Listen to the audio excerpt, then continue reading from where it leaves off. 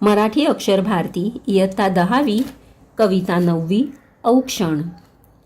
इंदिरा संत 1914 ते 2000.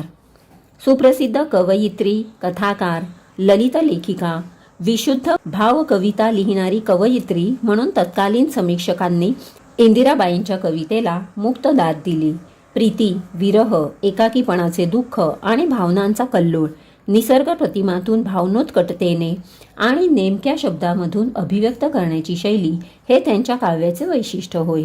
त्यांचे मेंदी आणि मृगजळ, रंगबावरी, बाहुल्या, गर्भरेशीम, चितकळा, वंशकुसुम, निराकार हे कविता संग्रह, श्यामली, कदली, चैतू हे कथासंग्रह असे विपुल लेखन प्रसिद्ध आहे. त्यांच्या गर्भरेशीम या संग्रहाला साहित्य अकादमीचा पुरस्कार मिळालेला आहे. सीमेवर लढायला जाण्यासाठी सुसज्ज झालेल्या जवानाला साऱ्या देशवासियांकडून केले जाणारे हे औक्षण आहे.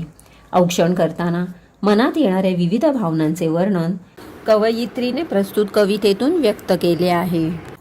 नाही मुठीमध्ये द्रव्य, नाही शिरेमध्ये रक्त, काय करावे कळेना, नाही कष्टाचे सामर्थ्य.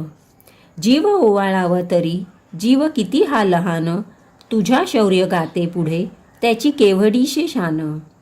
वर घोंगावे बंबारा पुढे कल्लोळ धुराचे, धडाडत्या तोफातून तुझे पाऊल जिद्दीचे.